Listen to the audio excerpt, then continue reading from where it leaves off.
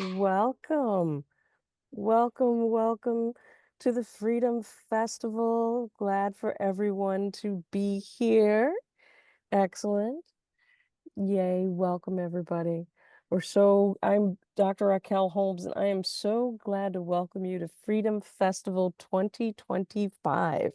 And if you've been here before, excellent, welcome back. Yes, exactly. Festival! Happy Pride!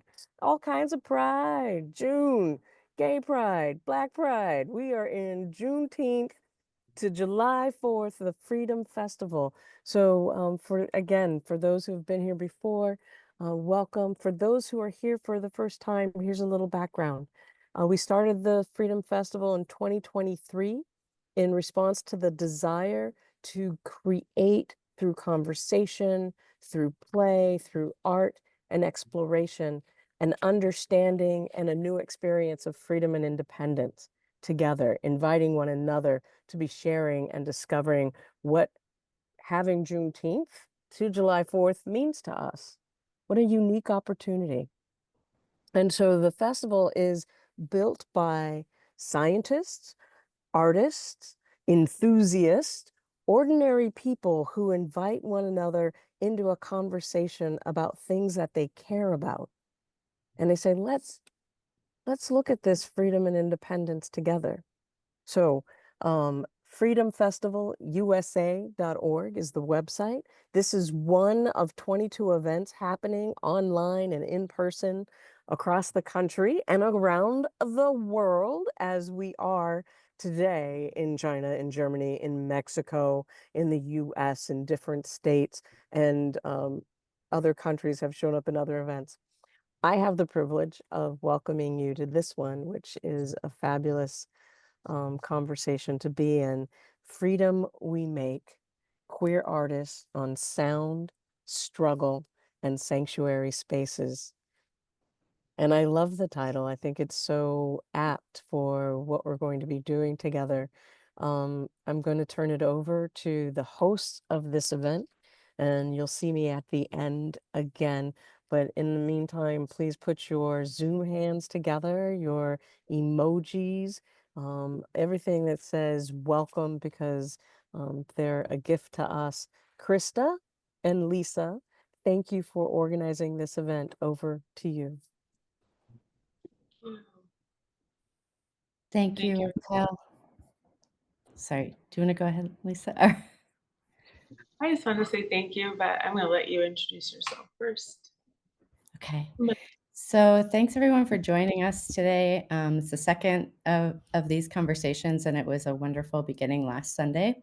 Also, happy Pride, everybody, and I hope everyone's doing as well as you can in these challenging times, and also just keeping your spirits alive and uplifted. I'm coming to you from Reno, Nevada, here in the traditional homelands of the Washoe tribe, along with the Paiute and Shoshone peoples. I'm not sure if I said my name, but it's Krista, and I'm the artistic director of MovingGround. I initiated this project, Sanctuary Spaces, which started a conversation, which will be an ongoing one for some time, I'm sure, in the effort to create an art action network that shares people's stories, especially uplifting stories of folks who are experiencing unsafety at this time, or maybe through many times.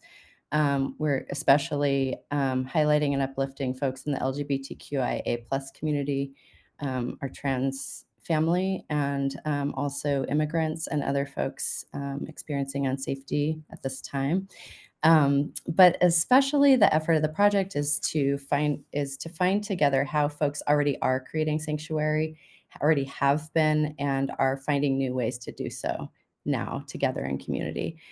So I want to thank and turn it over to Lisa, who gave us this introduction to Raquel and Freedom Festival and the opportunity to be here today, and helped bring us all together. So thank you, and turning it on over to Lisa, my co-moderator. Thank you so much. Thank you, Krista. Thank you, everyone, for being here. Thank you to the Freedomistas and to Raquel and for her work exploring these places where we can be together. I am calling in from Oakland, California, where I've had the privilege of working with artists who are brown like me, diaspora artists and queer, and also family members. So it was important to me in a time when executive orders were dismantling DEI and threatening sanctuary cities to create some sort of action. And that's what's happening for our part 2 today. I wrote a quick statement when anti-trans and anti-worker laws target marginalized communities. How do queer artists create spaces of freedom, not just for survival, but for creative process? For 2 decades, I've worked in Oakland as a gallerist, organizer, and artist, and I want to create spheres where queer, Black, brown diaspora can connect their ideas and work in community. I wanted to create a space where I could see myself. In these times, I've felt my freedom was tethered to a thin line, and as tensions worsen, what surprise move could we create together to encourage positive change? So I decided to speak out. I decided to organize the artists that we have here today. And I just want to, again, thank all of the panelists for being here and turn it over to them to introduce themselves. Happy Pride!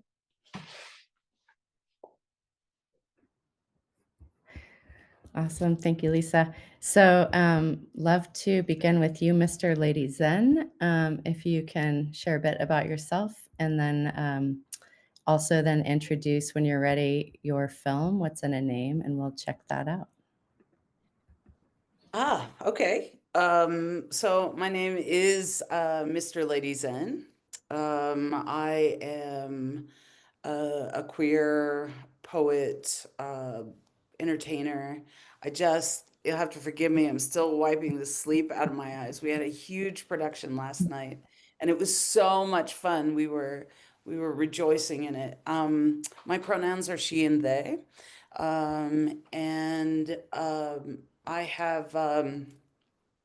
had a movie that was created about my life, and we have a trailer to show you about that film. Shall we do it? You want to see it? Yes.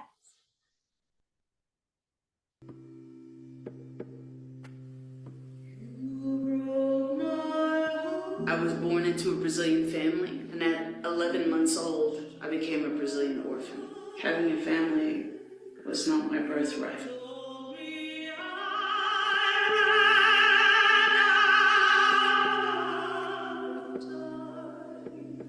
What makes a person worth loving?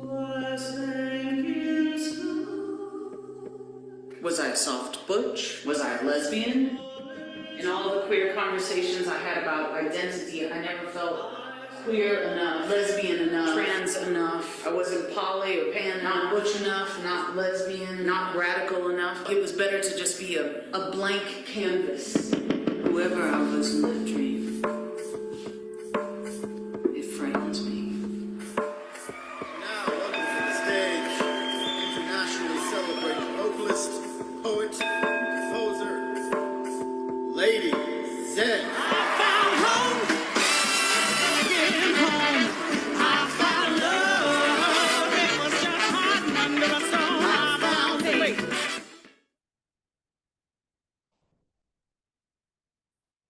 So that's a little bit of my movie. I'm really excited to be here. Thank you so much for inviting me. I look forward to our discussion. Last week was amazing, and so I look forward to our discussion this week. Thank you, Zen. I'm going to also, just so everyone knows, drop a link in the chat right now to a recent article about Zen and their work in the Vallarta calendar. And it also has, other links to Zen's work, including very generously the full film that you just saw the trailer of, and that's a great opportunity. The film is incredible, so if you have the time, I would highly recommend you go check it out, and then spread the word, because it should be seen around the world. It has been, actually. I don't think Zen said that, but it's actually been received multiple awards internationally, but should get more and be seen in more locations. So spread the word. I'm going to pass it over to Window. somebody want to say? Window. Yeah. Window. Oh, hello. Hi. Window. Hi, I'm introducing myself. Yes. Okay, hello. Hi, I'm Window. I'm a singer-songwriter. Obviously, I'm gay, I'm queer. Um, interdisciplinary artist. I just put an album out last week called Postcard Memories. So it's my first full-length project, so definitely go check it out if you haven't. Shooting some visuals for that this week with Lisa because better late than never. um and my pronouns are she, they, and then what else am I supposed to say? Where are you calling in from? I am calling in from currently Hayward is where I'm at this moment. Okay. Awesome. Thank you for being here today. I Thank want you. to also share that you're the author of Black Lesbian Bedtime Stories. Yes, I am. I always forget to mention that. A link for which, Valentina, if you will, drop for us in the notes, and folks are welcome to check it out. It's hot. It But- is hot stuff.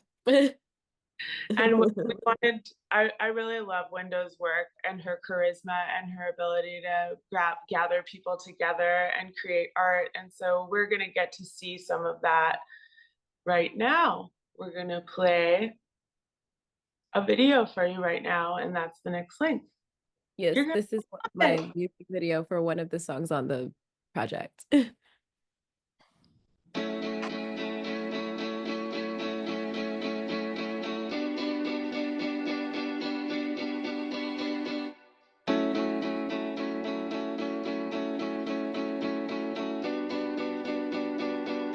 We clicked from the very start when you said let's go get you shawty, and then you slid me a number, invite me out to the bar, and I wear a skin tight dress so you can see what I'm rocking. But girl, you have my attention from the moment you walk in. Now we're just getting started. We spent 3 hours just talking, and turns out there is a lot that we don't know we have in common. I study you like a scholar, you hooked on me like a phonics. You taste like peach and tonic. At first you didn't like the shirt, but now my lipstick is on. We don't need to sleep, love, just let me wrap my weave up. We can brush our teeth and floss and take off all our makeup. Coming next to me, love, but it's guaranteed. When you back it up on me, I'm gonna wanna, 'cause it's 3 in the morning and I'm rocking up on it. But come on, get up on it. Come on, get up on it. I can tell that you want it by the way that you're watching.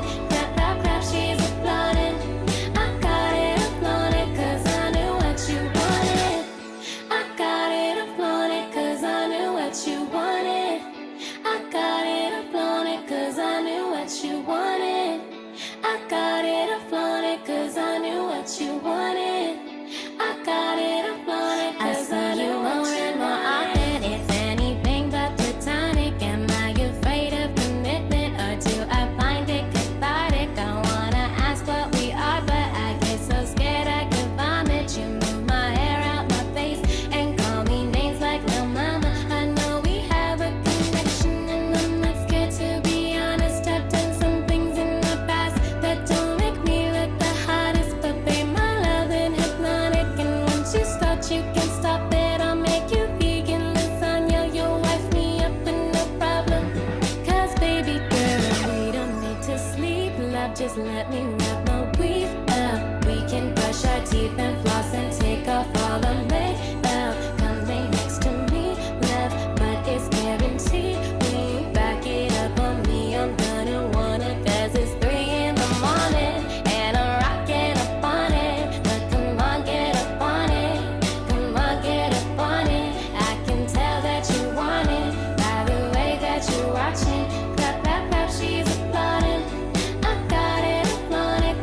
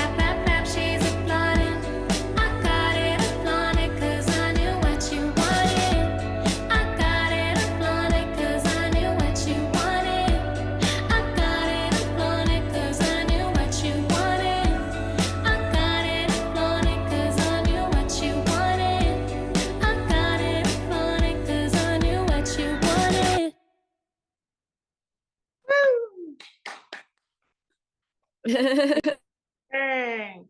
I love I love that video, the hair pull.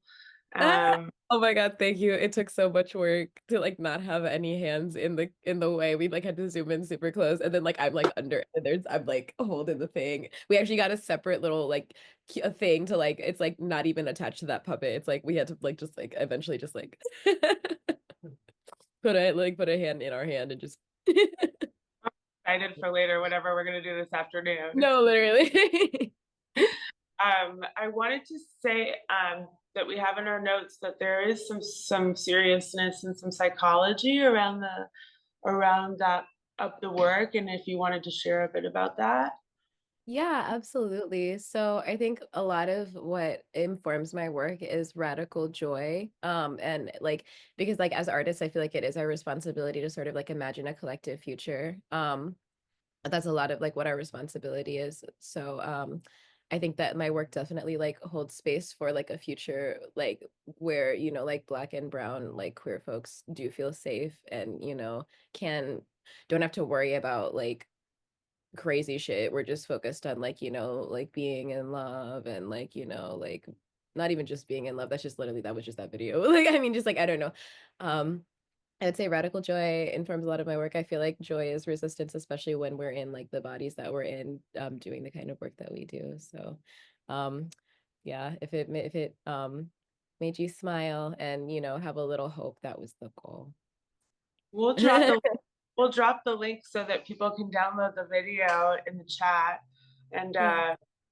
and I will say thank you for now. We'll come back around, and I want to introduce Najee Rene as our next speaker. Please introduce yourself. Hello, everyone. I am Najee Rene. I also go by Casino.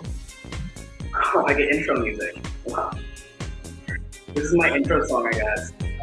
How's that? Hello, it's me, Casino. Welcome back to the second edition of this amazing gathering. Thank you for having us. I am currently in Berlin, Germany. I'm from Oakland, California. I spent a lot of my formative years growing up in the streets of Berkeley. I've become a hypnotherapist, a tarot reader. I'm a traveling artist. I do circus, performance, and I am an influencer by using the platforms YouTube or Instagram, documenting my travels as a queer femme person in the world. Very happy to be here and share this space with all of y'all.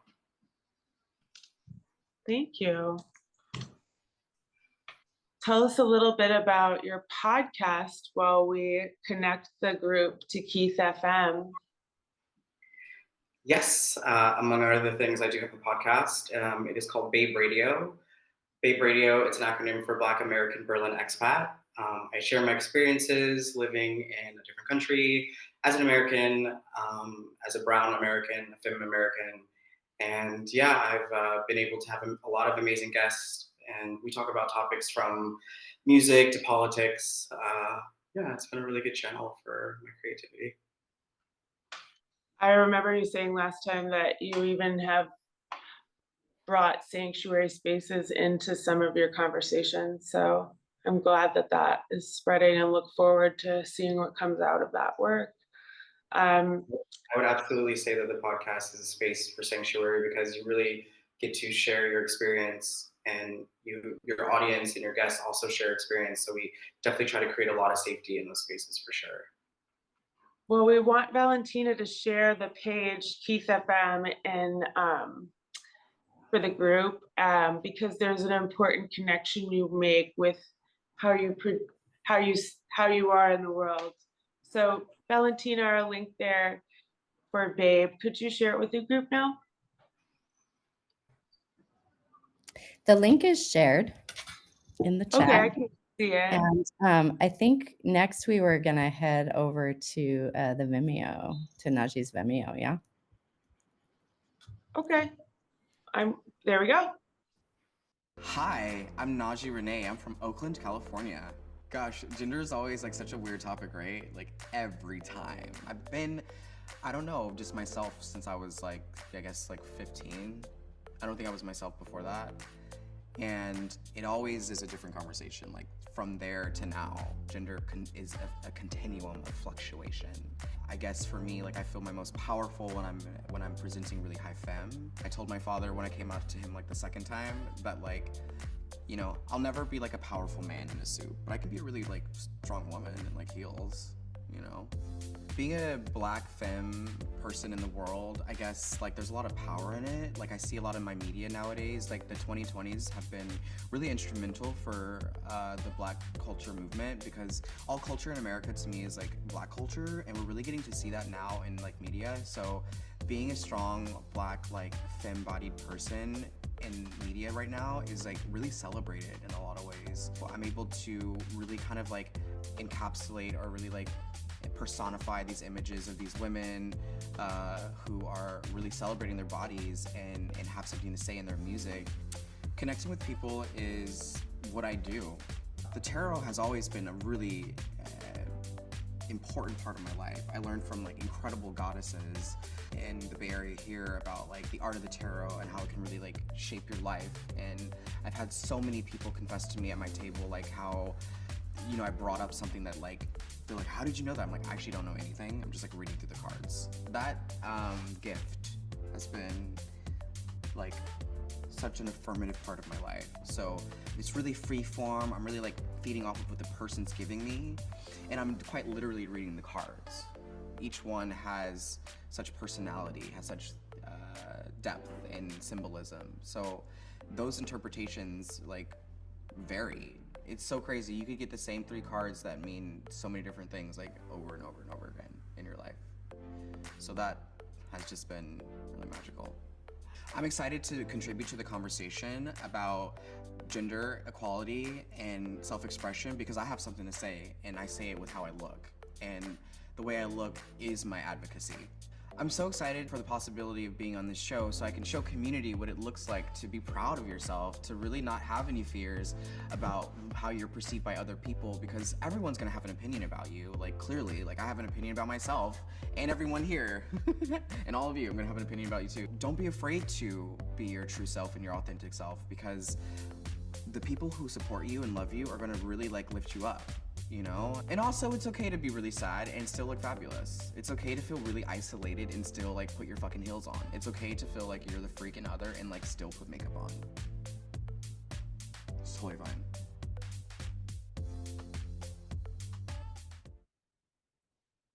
Thank you. Thank you for being my friend in this world for as long as you have, and thank you for making yourself known and heard. I think now we want to acknowledge Najee and say thank you. And also we have questions for our panelists. And I'm wondering if each of you can share where you currently live and how you have created sanctuary there. And we'll start with you, Zen. Hi, I'm coming to you from San Miguel de Allende, Mexico.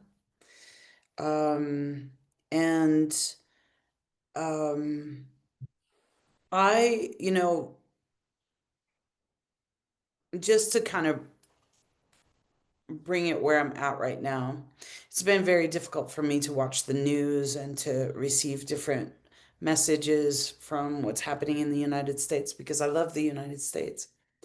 My family came from, or I came from Brazil. My family lived in Arkansas, so I was raised in the South. And I decided to come to Mexico 11 years ago. And even at that time, my work as, you know, it hasn't always been such a great thing to be a queer artist. And even as soon as 11 years ago, it was difficult for me to find places for my art to be. And I decided that I had an offer to come to Mexico. At the time, I was invited by the poet laureate of of the UK, Carol Ann Duffy. She was doing a workshop here, and I applied for the workshop and got in. And Carol Ann Duffy was the first LGBTQ out lesbian to hold the post of a poet laureate in the UK. And so we talked about that, and we talked about um, how I was creating this work, but not finding that I had much support for it. But in Mexico, it seemed that I did. And so I came here um, to work, and I'm thriving in Mexico. As I said, I'm still a little like from, but I love being in Mexico, and I love that um, that I'm secure enough in my queerness, which has taken a lot, and we'll talk about that as we go along, but secure in my queerness enough to be out and proud wherever I am, and to find such support here. And I'm I'm really happy to be safe in Mexico.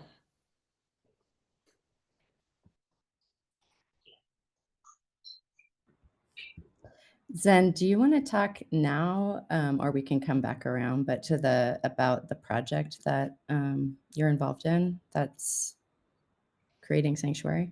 We can also come back around. Yes, actually, I have a sanctuary person here right now. Her name is Alex, and she is a queer person who, a queer youth who, well, young person who just came out to her family and found herself not not having a home anymore. My house, I have a big house here in Mexico.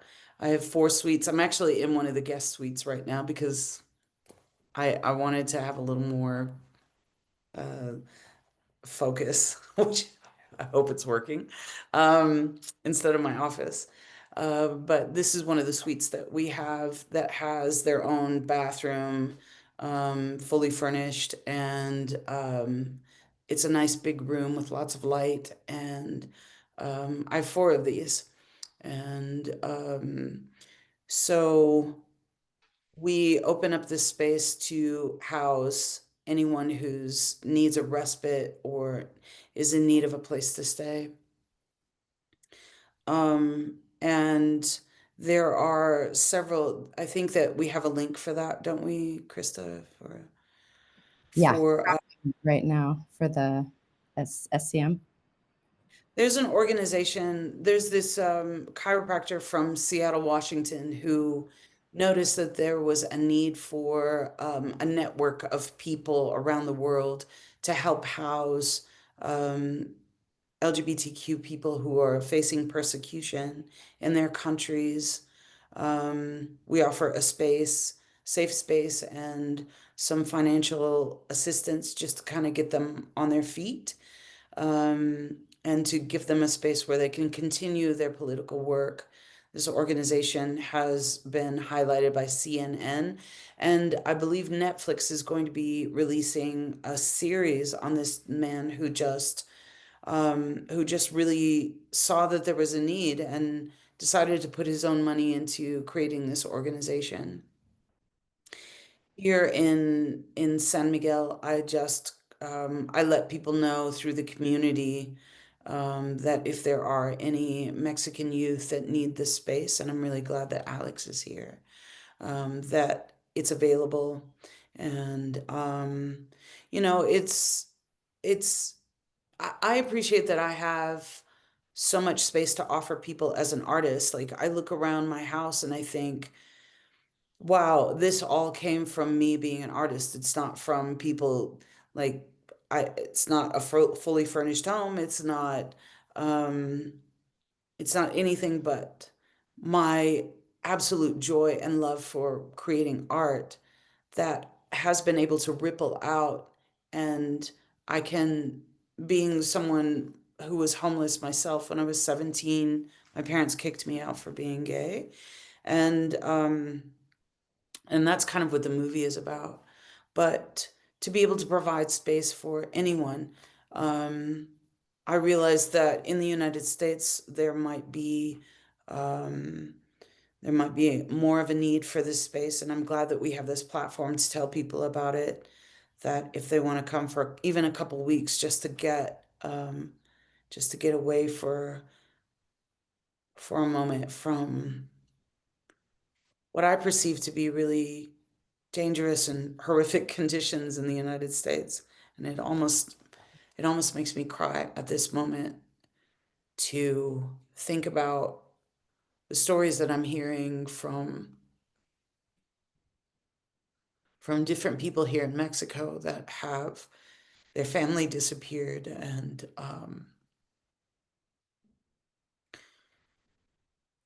I think it's important for us to take note of that. This conversation is very important. And as artists, the things that we can do, the things that we can say. So wherever we are, we need to create safe space for people, even if it's having dinner. I'm sorry, I'm a little emotional, but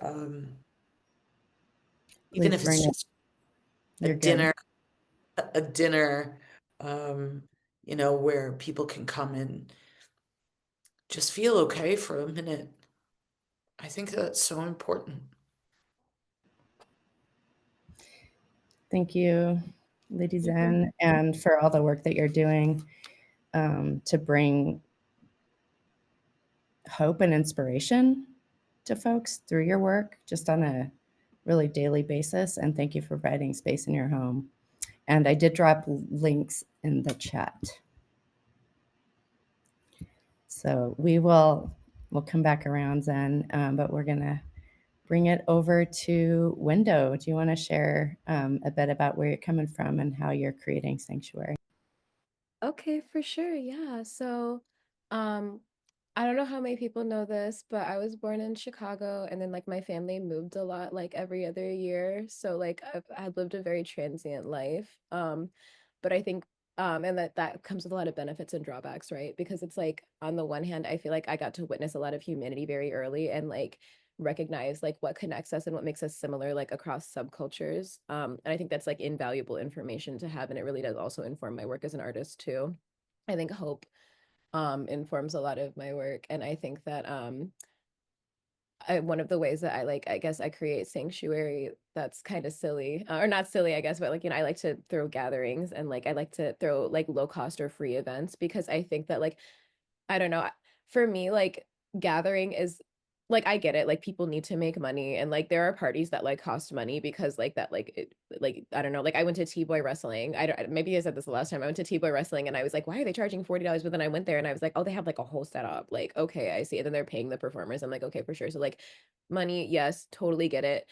Where I'm coming from personally is like more so I just like want people who, because like realistically, like I don't know, like I'm an artist, and like it's what is wonderful. Like I have been able to like have like a beautiful life as an artist, and I'm still so grateful for it. But like it is like, it's not quite the same as like, being like just rolling in dough, like for me personally anyway. So I think just like having that awareness, and then like, just wanting to extend grace to others who like, want to show up, but like need permission to like be themselves. I think I try to really like give everyone space and like permission to be themselves, like when I throw gatherings and stuff. Um, and that's kind of one of the ways I create like sanctuary. And then like I'm obviously like, this is definitely, I'm saying this and like I'm not a person who's doing a great job at this right now, but like routine definitely gives me at least personal sanctuary, because like a lot of times, like I don't know, I know that there are like, I mean, I guess it's a little bit different like when you're queer, but like I don't know, me growing up and like not really being like around a lot of like queer people, or like a lot of people of color, or like, like both, definitely not both. It was just I don't know. I think it was really eye-opening to me when I came here to see that like even something like that like could be created. And I think like when I came to the Bay, like, and I saw like there were so many like Black and brown like queer people, and I'd never in my life had I been like around that. I was like, okay, so like it helped me to imagine, I guess, what was possible. So I don't know, hope gives me a lot of sanctuary, I guess, if it was like the short answer. Hope is how I guess I create sanctuary for others by like trying to like, you know, create like a hopeful space. I don't know if that's like a good answer to that question. I don't. It's a great answer. Thank you. Yay. Your work Yay. is, yeah, your work really makes that clear. Thank you. Elevating. Thank you. Yeah. Thank you. Najee, Hey y'all. tell us Yeah, a little bit about how you're creating sanctuary in Berlin and what that looks like. absolutely. If I could just take a moment to address Zen and just hold space for you in that moment.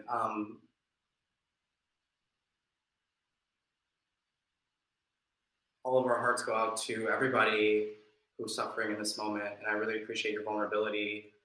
And I have a lot of love for you in my heart right now, and I'm holding a lot of space for you and to all the people who are affected and who are being affected every day. I think we skip over those moments. So I really just am grateful that you were able to share that with us. We're creating sanctuary spaces now, and that's what it looks like, you know? It looks like being vulnerable and open and cutting it open and looking at it. So yeah, holding space with you is like such an honor always. I do want to say also that like a lot has been happening in the weeks that have passed. Like a friend did just come from New Orleans who is an ICE abolitionist and doesn't have papers here, and this is like a lot of my friends. And I it's hard to know which finger to put your hole in or something like that. Where to put your finger in the hole. And so I'm really worried about my friends and I want them to be safe right now and people are not. So thank you for taking that moment of pause, Najee. Appreciate you. Of course. So I'm here in Germany. I also, just to piggyback on what Zen was saying about the things that are happening in the States, is, you know, first and foremost embarrassing. And then to live it out, being not in the States, we hear about it all the time. Our influence is wide and infectious. And it's a bit naive to think that we don't have influence. We have so much influence. There's so much trickle effect happening from politics in the States. So yeah, I think this idea of safety is definitely an illusion. And that goes into many different categories. But in this particular instance, me being in Europe is different. You know, I wouldn't say better or worse. Where I chose to be is somewhere where, as someone who has a spouse, I'm someone who's married. I have a lot of rights here in Europe. My health insurance, we have a pension. Me and my spouse, dental, everything kind of is covered, even mental health.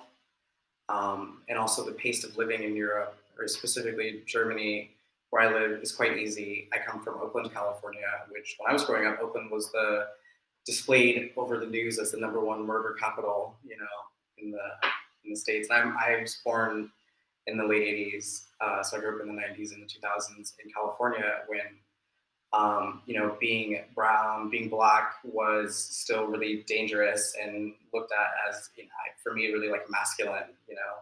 So I never really fit those spaces growing up. So I found a lot of sanctuary in the punk scene, actually. People who were different, you know, when I was growing up as someone who was effeminate, as a black male, you know, someone who's AMAB, that's an acronym for assigned male at birth. I don't identify as male. My pronouns are they and them. That's a gender neutral character. I am like trans femme. I'm not trans, but I identify under the trans umbrella of femininity. I didn't have a lot of space in the brackets that were meant for my demographic. So I found solace, I found sanctuary in the punk scene with kids that looked a lot different from me, but shared similar values of like fun and angst and difference and being different and looking different and having, you know, sorted home lives and sorted identities. And through that, I found music. I found rave culture and the rave scene, which taught me a lot about exploring other options of dimensions within your consciousness, which led me to many different iterations of a DJ for myself. I am the founder of Hella Gay Oakland Dance Party. It's a historic Oakland dance party that's happened. It happened for maybe 7 or 8 years. We're not really doing it now, but it's always up for revival whenever I want. So music really kind of led me to a lot of sanctuary, and to piggyback on what Window was saying about parties, these spaces for queer people, people who are different, people who are different, right? Tattooed person, a pierced person. I think queerness really kind of encapsulates a lot more than we give it credit for. Parties are a place where you can really let yourself go and really explore, and music is a great channel for that. So we've had to create safety in party spaces, and that's a really controversial topic in and of itself, because parties are also dangerous in a lot of spaces, but the queer parties that I'm a part of and that I've always been associated with have a really strong moral ethic of safety, community, and sanctuary. So that has not left me from California to Berlin, and we carry that. Me and my people who I work with, I'm also part of a collective called Collagia. We're a DJ duo, but whenever we are playing music, via the way we look and through our message, we're always creating this idea of safety and awareness. Thank you, Najee, for continuing the work. Najee was a co-founder of Hella Gay. If you're calling him from the Bay Area, you might remember that dance party. But, some of the best music I've listened to in my life. I think at this moment we get to work on switching over to asking questions from our panelists. Krista, I turn it over to you. Thank you. Thanks, everybody. And yeah, I just want to also appreciate that Najee making space for the moment for folks to feel, what's happening. Thank you so much for doing that. And back to you, Zen. If you're ready to share some more about what it is you do and how you do it. One of the things we've talked about is what it is to be a queer elder, and what that looks like for you, and why it's important. We've talked about, the intergenerational work and creating lineage and creating family and chosen family, and and so if you want to just talk a little bit about how you're a queer elder and what that looks like for you. Well, being a queer elder to me means that I'm old.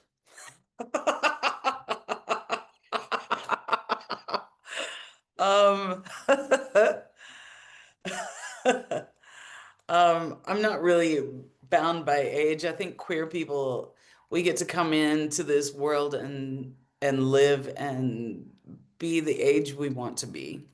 I think that that's the beautiful thing about us. We get to live a little lighter, I think. I think some people have said that we're lighter in the loafers. That's very true.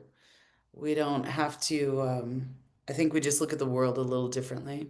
And for me, like, I think, when I think about queerness and I think about when I was younger and there was, I came along kind of at the mid to tail end of the AIDS crisis, and that there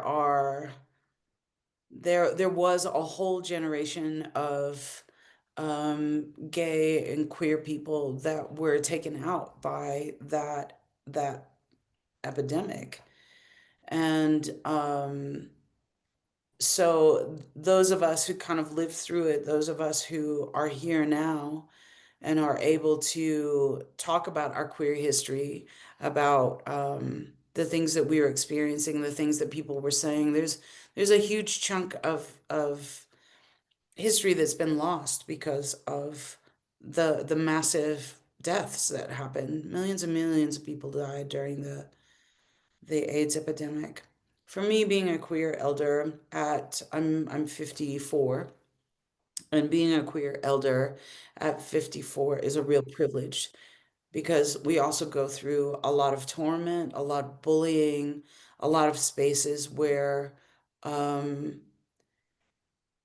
maybe we don't feel like we have much to contribute to a society that is so heteronormative. And I'm really I'm really grateful that a lot of my work that has been put out, like when I was in my early 20s, I had a queer band that was really radical in the South. We were doing, I remember the first year that we were having gay pride in Arkansas. We were the first band to be featured for gay pride in Fayetteville, Arkansas. And it was just like, was such a big deal. And there were police that were all around we were in the local park, the local Central Park. And there were police all around the perimeter of the parade and the festival, just kind of taking pictures, taking names. Like, it was a very strange time to be in. And I remember my elders that were there saying, hey, don't get your name on any list. Hey, don't sign up for anything. There was a part of like feeling like if we did that, we would be rounded up because we had seen that before. There are people in our history who have been lobotomized or imprisoned or chemically castrated.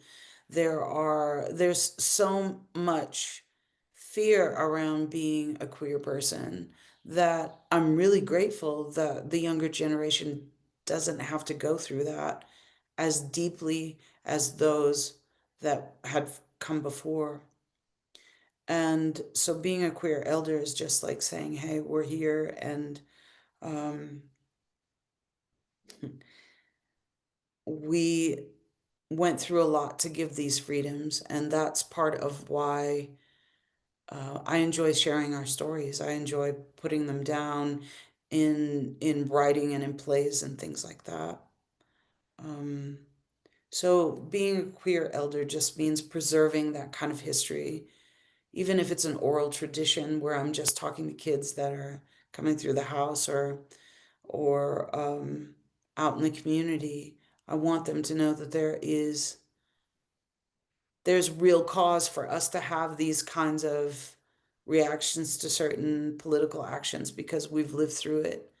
And I think that sometimes in erasing or not having queer spaces is of a detriment because I don't think that we're using those spaces correctly. I think that we can use them to greater benefit, more than just a party, more than just getting wasted, more than that, like really understanding why we have to have these spaces. And I look forward to that happening more and more as we're creating spaces that are alcohol and drug free for people, and how we're going to take up that space. Does that answer the question?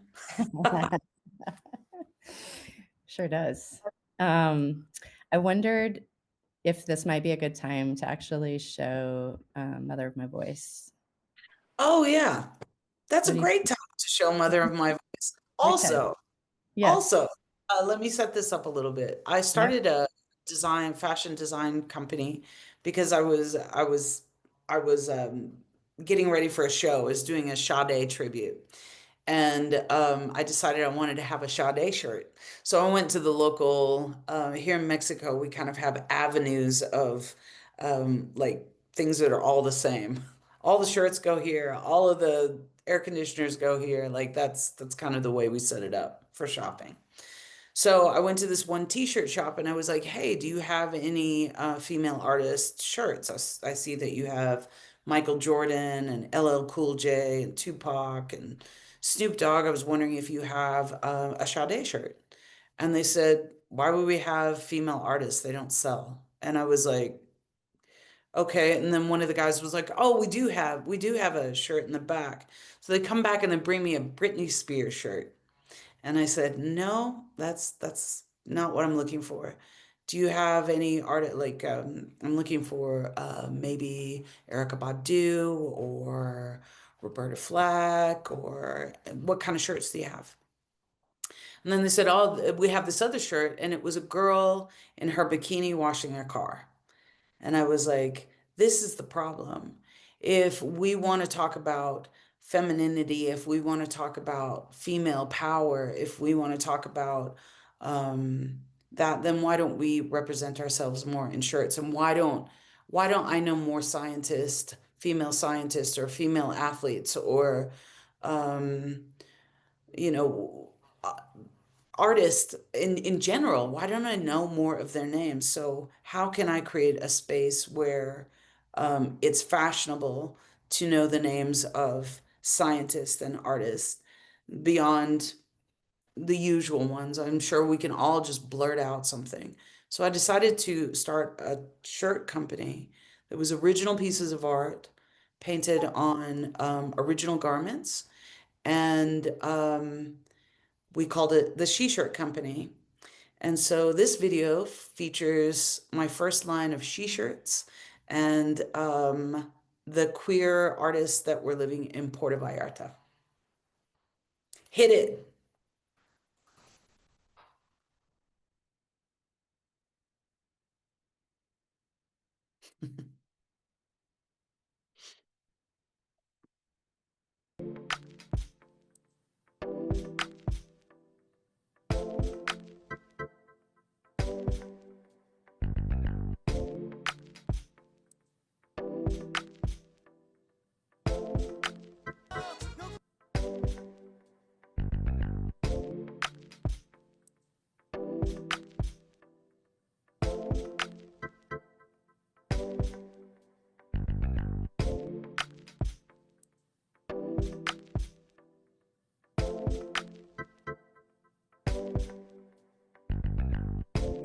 While riding the bus, I think of us, dear. While riding the bus, I think of us, dear. My first love wore gardenias in her hair, while the heroin coursed through her veins. I would listen to her sing of love and pain, transmuting into beauty. She was the mother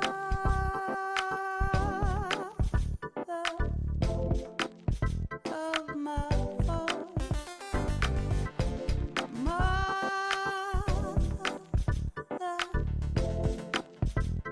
of my voice.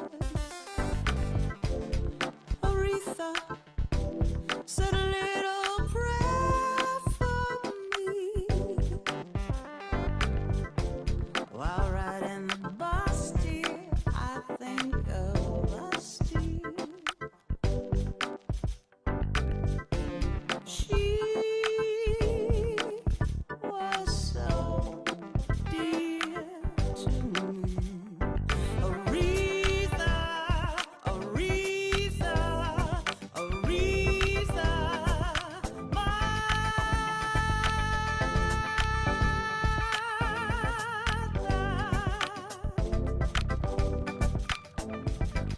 the mother of my voice, mother.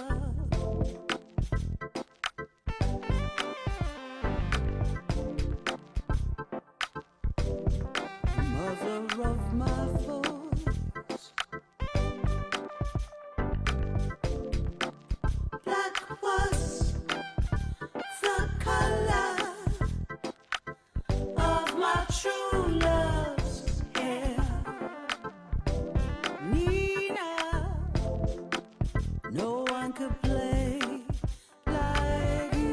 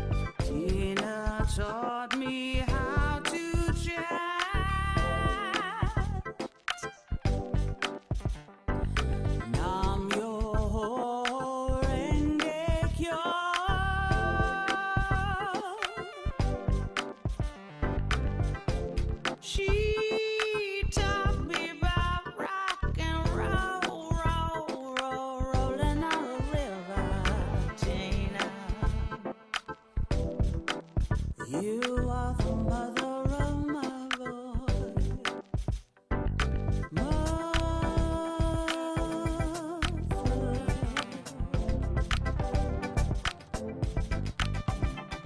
Said you are the mother of my voice. You are the mother of my voice. You are the mother of my voice. You are the mother of my voice.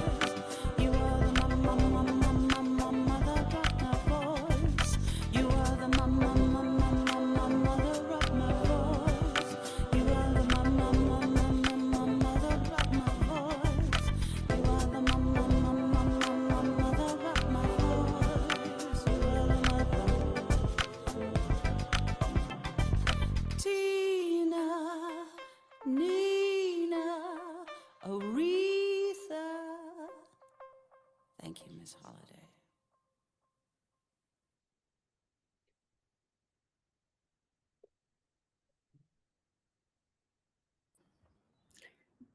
Thank you, Lady Zen. Oh, my phone's talking to me. Sorry.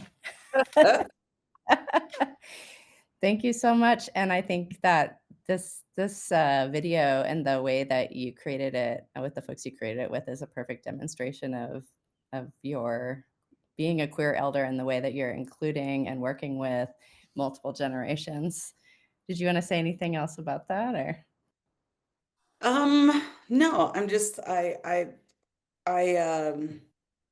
yeah, thank you for showing it. It's a great song. I like it's actually a poem that is sung, but I'm really glad that I got to pay homage to these great women. And it is also featured on your new album that will be coming out sometime this year, I believe. Yes. Yes. Album coming out this year. That's pretty dynamic. It's focused on my growth as a shaman poet and what I want to say to the upcoming generation. I feel called to be the queer Rumi of our tribe. And I'm going to do my best to share the spiritual enlightenment I found as being a queer person. Thank you. Thank you, Lady Zen, for sharing this amazing she-shirts, and definitely have been on the Avenidas and not seen those shirts. So thank you for creating some sanctuary when I'm there next. My next question is for Window. I met Window about maybe a little over a year ago, and was attracted to their work because I work in the field with artists, bringing their visions to life. And I noticed that you do a lot of events that bring people together. There was an event called Yule that you hosted at the warehouse where I live, and also the Pergola the other day for the listening party after No King's Day. Is there something about the gathering of community that informs your creative process? Well, yes, definitely. But I do want to start off by just also saying, Lady Zen, you had said something about being a queer elder, and Gab brought this to my attention, but I guess I mean because you were there, but on the listening party day, so I'm 28, right? Like whatever, but so people came to that listening event, and I didn't know who was going to show up, honestly, but it turned out a bunch of 19-year-old scene kids ended up just rolling through randomly. So in that case, I was the queer elder, and I was like, oh, okay, here I am. So I don't know. I don't know. I think that having community come together, I think I make my art for community, I guess, it is what I would say, and bringing people together just, I guess, sort of helps me remember what connects us all, what makes us all like human, like what experiences are I get like no experience is like completely universal, but like what experiences are kind of like universal. And I'm also like kind of I'm very observational too, I guess. So I like to observe a lot. So observing like tending to the quieter needs in the room, because like, you know, sometimes people who need stuff, like they're not always going to be like the loudest there, but I think that like, you know, because I do care, I try to like, you know, pay attention to like what that care looks like for different people, which I think informs a lot of like how I my artistic voice, I guess. I Yeah, you did that. You did that at Ewell, you know, like it was kind of a quieter but very deep resonating event I attended, and yes. it was peaceful. There was care everywhere. So I just want to I thank you for drawing attention to that part, and also for feeling the, I like that phrase that I don't think I'll forget it, comfort in the loafers, or like slow. There was a cool Oh, what is that yeah. said? What was it? No, I remember what you, oh gosh, oh my God. Um, Slower in the I can't, loafers. it's like I'm drawing such a blank on it right now. We'll come back to that. It's Okay, okay. light in the loafers. Light in the loafers. I like Light that. in the loafers, yes. The ephemeral is beginning to happen. Mm, Thank you, Window, for sharing that. of course. Thank you. And also, oh wait, actually no, that's it. Krista, you have a question next for Najee, and I can also ask it. All right. We also have an iPhone entering the room. Okay. Najee, would you like to share with us a little bit about the Babe podcast? More about Babe. That's the next question. But maybe what we wanted Lisa to jump to is Oh, actually, I'm seeing a different question yeah, here. that Something one was the next. But I think, yeah, the intergenerational. Yeah, yeah. cool. So something we talked about as a group is the power and importance of intergenerational work and relationships. Can you talk about how you feel intergenerational relationships create lineage and therefore safety? And how are you doing this work? The philosophy question. Hit me with the philosophy question. I got you. Yeah, you know, on the theme of queer elder, right? Widow is so funny. Babe 28, yeah, you're kind of over the hill. And the youth, yeah. The youth is just gonna come on in there. But the cool thing is they're obsessed with you, which is amazing. You want those 19-year-olds, like that is amazing. You're winning in life. In Zen, like when we first met, we talked about this concept of queer elder and how like, again, I was born in 89, happy to be like 80s, 89. And I feel this age, right? I feel this kind of like elderness. I feel like I'm like one of my elder femmes because a lot like Window, I go to events with the 21-year-olds, the 25-year-olds.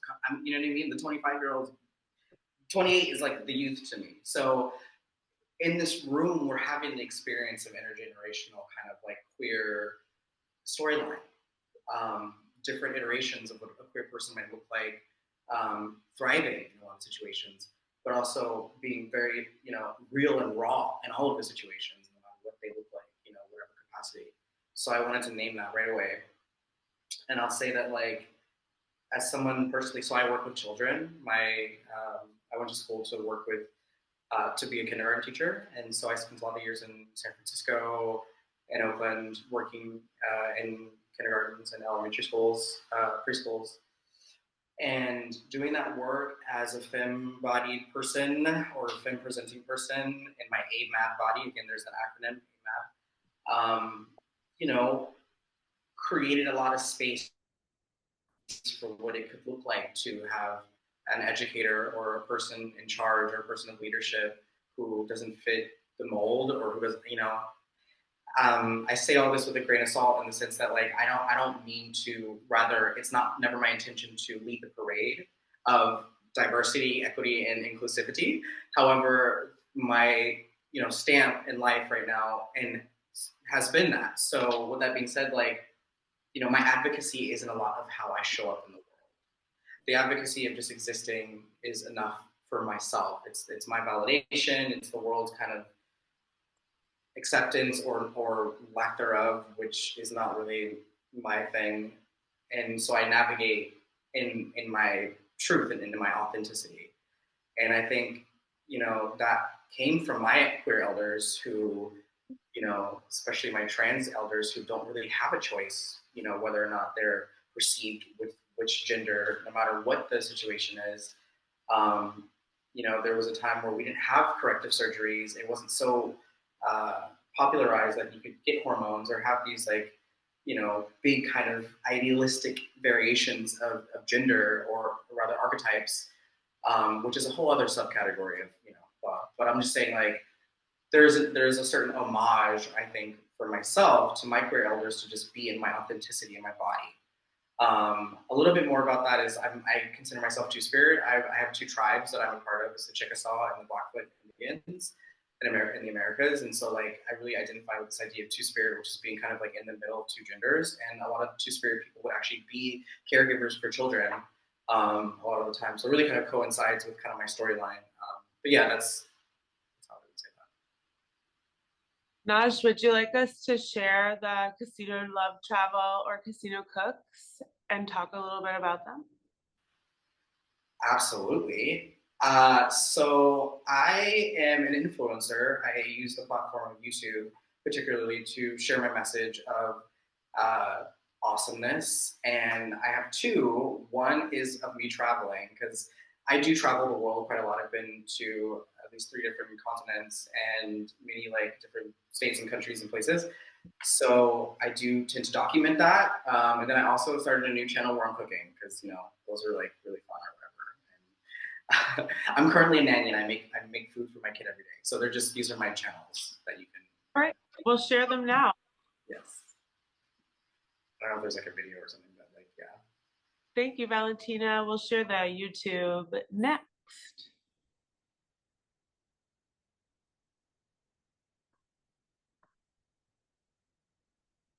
Let me see. I'm not sure Valentina's with us. Are we she wants to know which video we want to play. Yeah, we're down in the panel format under the question I just asked Najee, and there are 2 links, and the first one I think is highlighted under your name there where I'm editing, and it is Love Travel. Casino Love Travel right there. Okay. Drop the links in the chat so everyone can continue to check out these channels on your own. Thank you, Krista. Oh, can you please check the link is not working on my side. I think we can move on. It's fine. Okay. Thank you. Thanks for trying. Follow me on Instagram. That's all we do. Yeah. For YouTube is what I meant to say. Whatever. One of those. Yeah, there's This is even better. So can you go into the search bar? If you type in YouTube search bar here, where it says search for YouTube, Black Queer Commute. This is the most important thing. This is what we wanted to talk about. Marketing. Black Queer Commute. I'm working on hacking the algorithm. So there's a lot of talk here, right? So algorithmically, you want your commute, COMMUTE. You want to be able for people to find you right away, right? So if you type in Black Queer Commute, boosh, #1. So we love this. So I'm basically creating a language for myself, because before this hashtag Black Queer Commute, I guess there wasn't that hashtag, which is an interesting concept, because how many Black people travel every day, right? How many Black queer people travel? So there is something to be said about the influence of an online platform, which can help you to kind of create narrative, create language. And in that sanctuary and safety for spaces, if there's a queer person of color who finds my videos in Germany, and they're like, oh, I look like that, then I will have done my job. I love that you're thinking like that. how do we stay in this conversation? And like the world is moving so fast towards tech and like AI and like a hashtag, and we've definitely felt that. And so it's interesting from a cultural and social evolutionary perspective to see that, hey, how I show up in a search bar matters, that I show up matters. And this is an evolutionary process, one quite similar to what we talked about in panel number 1, where Mister Lady Zen said, you know, all these parents worrying about their trans kids taking tea, and it's like, what if the kids are smarter than us because they're evolving and we naturally evolve? And so I just want to be grateful for the signal that you put in the world, because there's a lot of noise out there. Thank you for sharing. We dropped those links in the chat, and we are going to have you look at them later. Thank you, participants. And our next question is for Zen. Yeah. So speaking of food. Oh, I feel like I've been talking a lot. Blah, blah, blah, blah, blah. Yeah, well, this is one that came up for you, and also for Najee, around food and food as sanctuary. Maybe also for you, Window. I'm not sure. But we started with you with this one because you have been a professional chef in your life, at one phase of your life, and food is a really important ongoing way that you bring people together. And so you want to talk a little bit about that? Yeah. It was interesting. I went to this there's a artist residency program here in a little town called Altiltonilco, which is where I filmed my movie. And I always love to go to the church there because they have a gorgeous church, and I love to take over those spaces and pray for my own people and my own spiritual practice. And I want to show that queer people are welcome in churches as much as anyone else. And so I love to go there and pray. And before I went to the residency program, and there's like 2 residency dorms, and then these artists come from all over the world to work specifically on one piece of work. And we were talking about food in Mexico and how we have access to such beautiful food here, and how we feed each other and take care of our communities that way.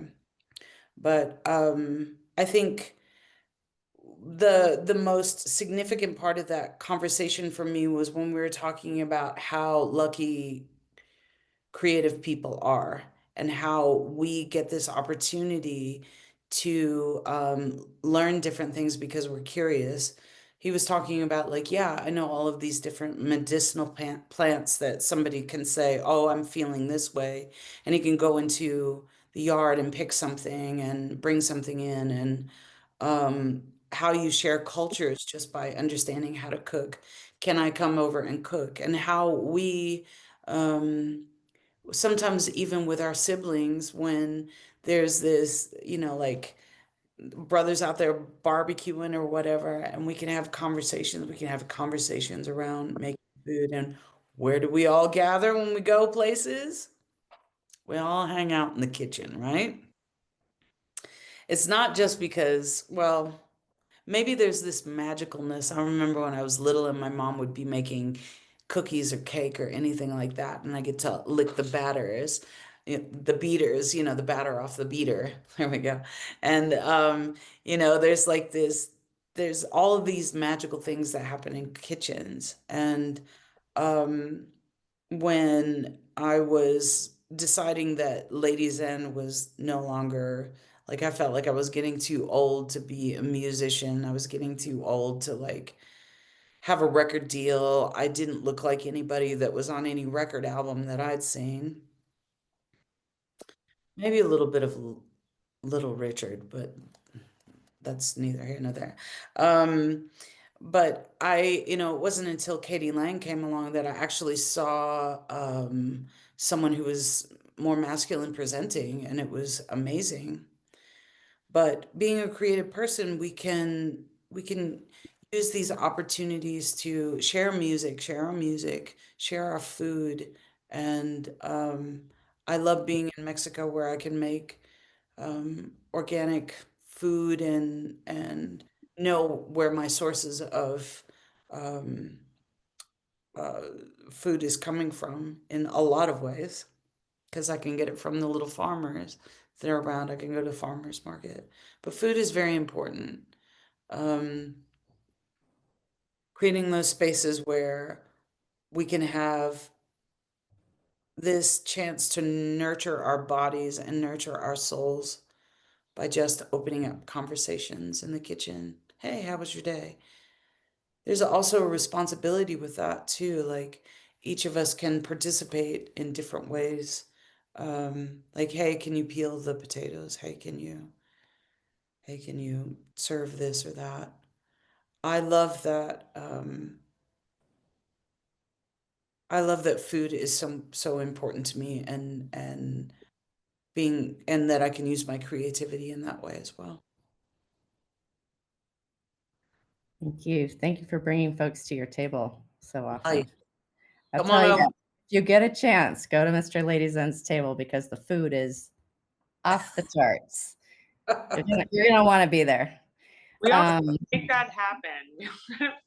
yeah, I invite us to grow this group for next Freedom Festival next year. It would be really a great plan to see each other and stay in touch. Yeah. yeah. Yeah, come anytime you want. Come eat. Come hang out. There's plenty of space. I bet you have good vintage shops. I even like your shirt you're wearing. I was like, oh, that's cool. Yeah. San Miguel is an amazing place too for folks who haven't visited yet. I met Zen there about 10 years ago when we first Yeah, met. you're doing a piece of art that I still think about to this day. You were directing it. It was just amazing. Thank you. It's an incredible city, and just architecturally, culturally, historically, it's amazing. And then another thing we've talked about too, in terms of, there's a huge expat community there. But not only San Miguel, an amazing place in Mexico, and a place where a lot of us actually feel safer than in the United States, and we've talked about that in this group too. And part of why you're there, right, Sen? Yeah. But yeah, just also a place where art and culture and food and history get really uplifted on a daily basis. Daily basis. Every day. Yeah. I did want to jump back, if we're cool with that, to actually watch a video on casinos, on casino cooks on Najee Rene's channel, because we did get to peek at the links, but we didn't get to see a video.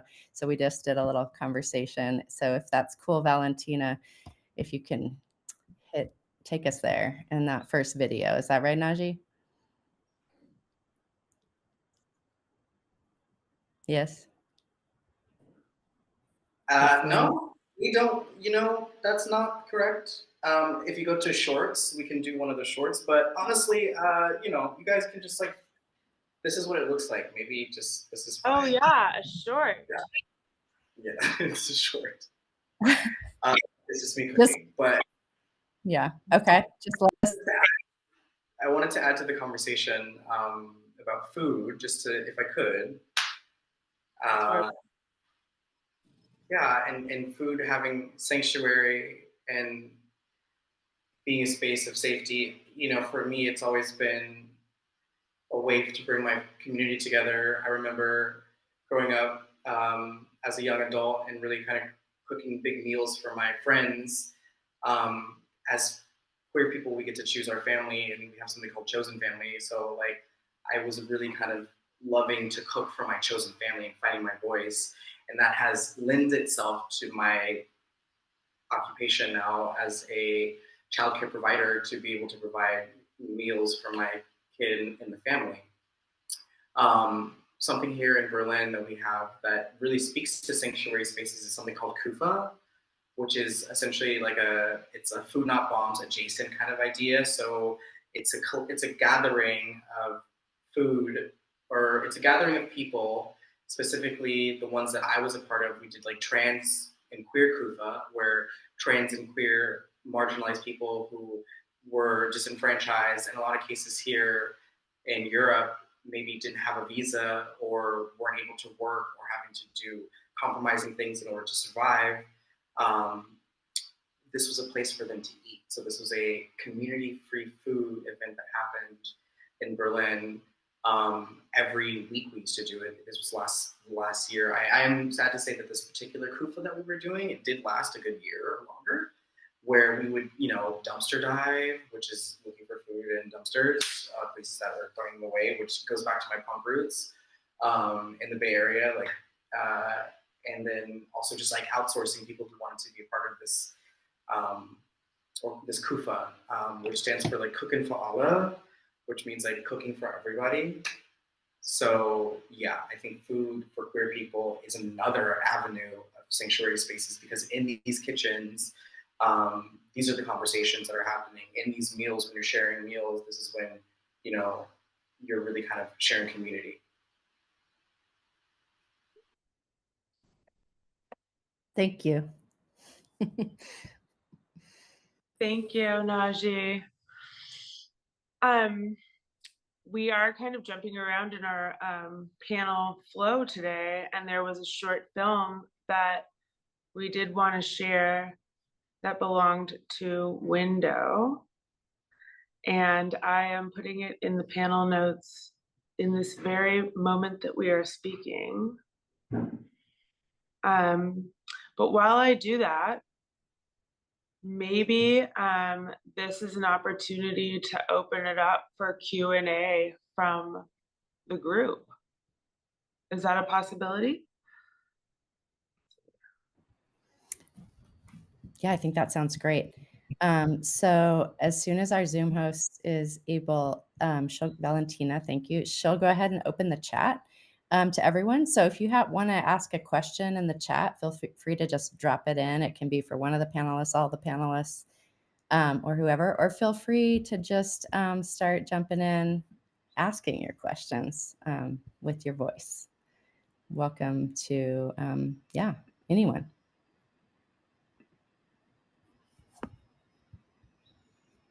Also, I did want to just share that Carrie Sackett was here for the first hour, had to leave early, but she says in her message here that she says, wow, sorry I had to leave early, really impressive. Thank you for creating this gathering and for giving us the chance to get to know these wonderful and powerful artists. Hugs. I wanted you to hear that. Thank you. Okay, cool. So the chat's open if folks have questions or just want to share thoughts or feedback or your own, resources, places or ways that you yourselves are finding or creating sanctuary, or if any of the artists have more things you just want to jump in and share with each other.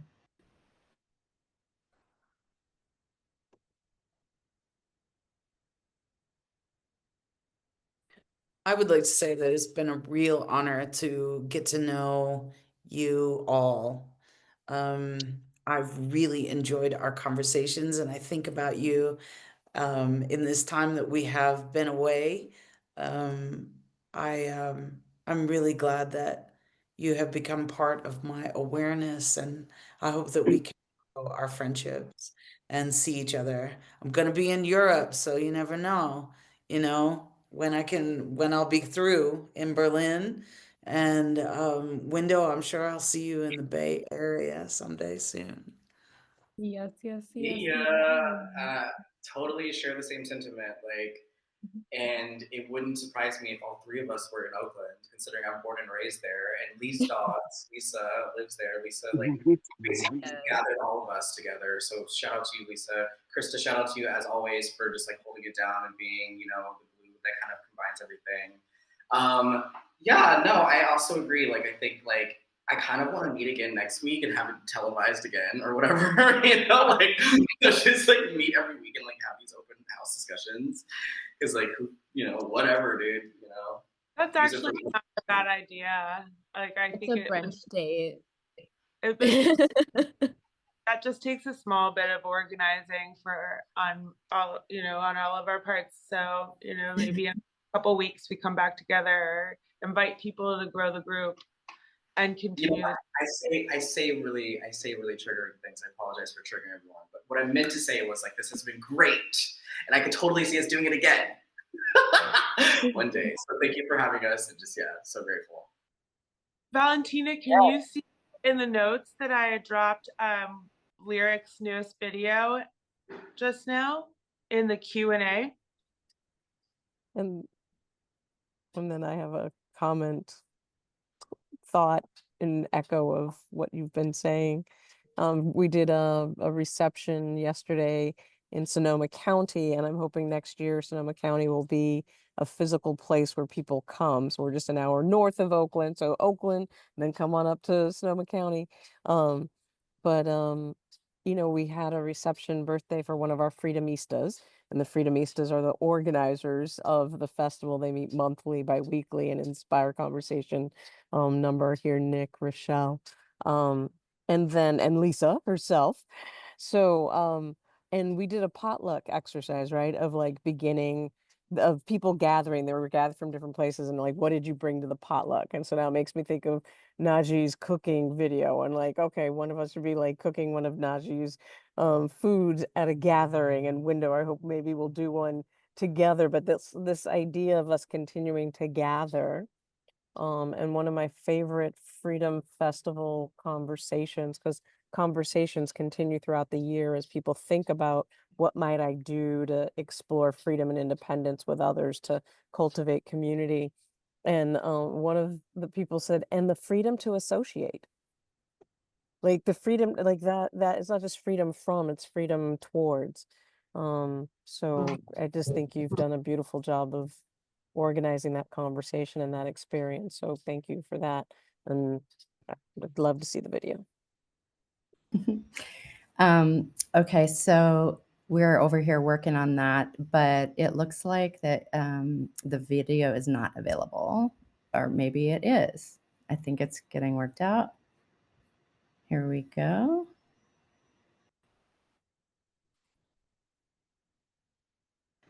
The audio is not available, Valentina was sharing.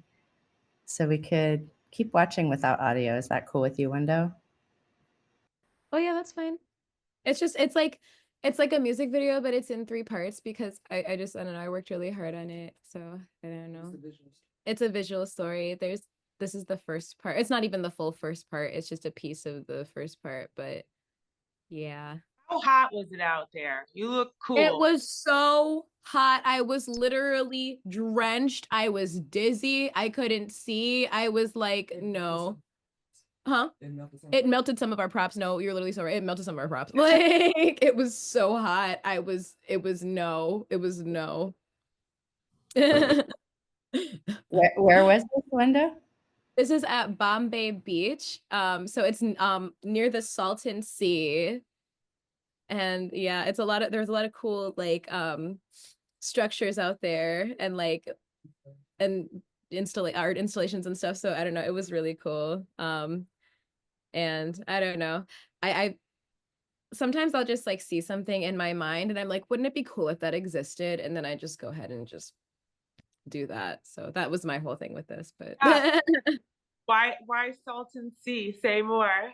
Well, honestly, it's so like, it really just kind of depends on like, I don't know, because like real talk, like this is the story that I'm telling is one of like being sort of like abandoned, and I think it's one that like a lot of queer people can like relate to. Yeah, I have like a complex relationship with my parents because of their choices to do what they did. But yeah, this is like it's like a satirical. It's supposed to be a little bit funny. Like it's also like sexy or whatever, but like it's supposed to be like funny. It's like, oh, here I am now in the middle of nowhere. Okay, I guess I'll just keep living my life. Okay, yeah, since you don't really give a fuck. Okay. Like, but it's like cute. I don't know. There's more to it than that, obviously. I don't know. I'm just talking. No, for real, like showing up is caring, and you know, here we are. So we your family now. Yeah. Yes. I love you all. I hope Oh my that gosh. continue to enjoy the beautiful day, and I think we should all organize and go down to Mexico soon and see Mr. Zen. We have to. There's a And couple more things before we peace out. Is just okay. yeah, Nick had something, so I wanted to let you jump in there, Nick. Sure. I have an offer and a question. To Lady Zen, I think Raquel and I have a scheme to get you a list of like poll all of our colleagues and get a list of women scientists together. Yeah, that's great. Awesome. And I mean, it's like it's not, it's something that I've done before, but not in any formal way. Love but, it. And so, and maybe we can get some t-shirts made up. Be Like, great. Love so it. so that's an offer. And then the question I have is for all three of you. So as because of my particular identity as the old straight white guy, I've never had to think about what my name is, right? And so and it's just been my name, and like it was the name I was given, and that was the thing. And so you know, you all three have adopted different names. To what extent is that branding? To what extent is it you working with identity and remaking yourselves or finding something? So or is it something else that I am missing? Thanks for your question. It's a great question. I think I will share from my experience as a queer person. There's some terminology to be spoken of here, and this is a great opportunity to do so. Something called like a dead name. This is used a lot of time for trans people specifically who are no longer going by the name that was given to them by their biological parents for whatever reason. And then they take on a new name completely. Some certain trans people go to the extent of getting their passports changed and their IDs. Obviously, there's a lot of controversy around that specific issue right now in the States, which is really annoying, really problematic, really invasive, and super dangerous. So yeah, that's a whole thing right now. I will say for myself, like the name Najee is very special to me. And a lot of times growing up, people were unable to pronounce it correctly. And so instead of having people butcher my name a lot, I actually changed my name super early on in life. It is something that queer people do, though. I think a lot of times as we're morphing into whatever queer identity we want to be at some point, which is constantly shifting, if I can be frank for myself, that might take on a different moniker. So currently I go by Casino. Casino is super fun and really cool, and like it is working for me now. But yeah, I've had many different kind of iterations of self, and they've all kind of formulated my queer identity. To piggyback off of that, thank you so much, Najee. I wholeheartedly agree. And I also, I guess I just want to add that like I guess for me personally, like it's not really about branding as much. Like it's like, okay, this is like, it's exactly like Najee said, like iterations of stuff, like like this is like who I am. And then it's like, because a lot of times, like, you know, like especially like with like, you know, the way our like culture is today with like the internet and like, you know, social media and stuff, like we have to